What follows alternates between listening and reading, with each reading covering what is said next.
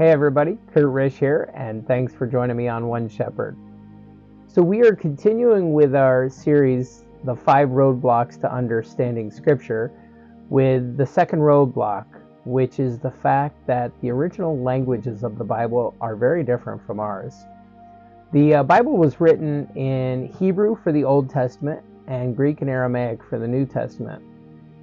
One of the commonalities of those languages is the fact that they have many words that are used that have the same or very similar meanings. So we're going to take a look at the word love. You know, in English we say, I love my wife, I love my dog, I love my kids, I love pizza. You know, those are all simple examples. The Greek, they have words for each of those. So for example, agape love.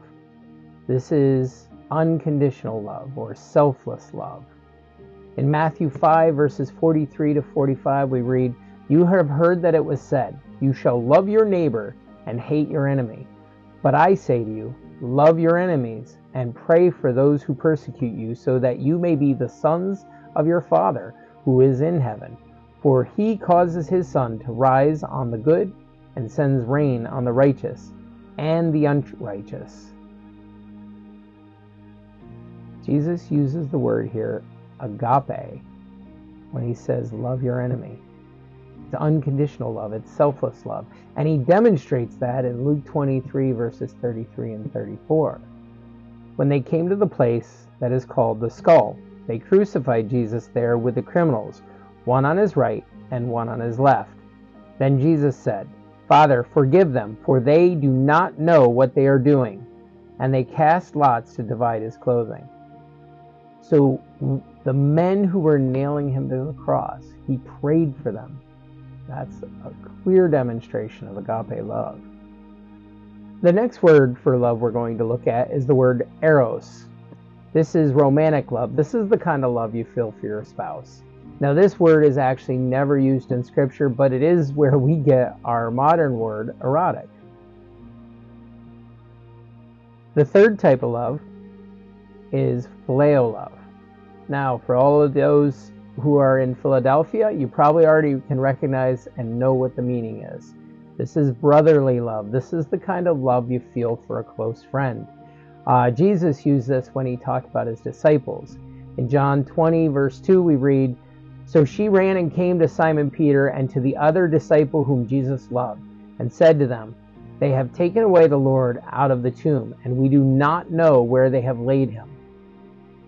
Here, the word for love, the disciple whom Jesus loved, is phileo. So it's a brotherly love.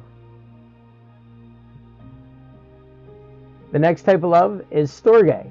Storge is a cherished affection or a kindred. This is the type of love you feel for your parents, for your siblings, for kids in many cases. And we see this used in Romans chapter 12, verses 10 to 13. "Be devoted to one another in brotherly love.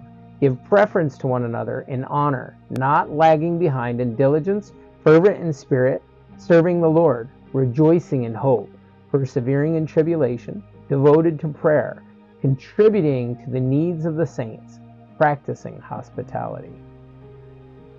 So here Paul uses the word brotherly with the word storge. So he's making this a relationship of very deep affection, one that you feel for a close sibling. But he's actually talking about the fellowship of believers, because we call each other brothers and sisters.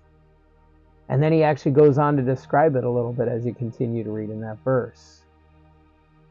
Guys, that's it. Thanks for joining us today. Be sure to check back as we post the remaining 3 videos.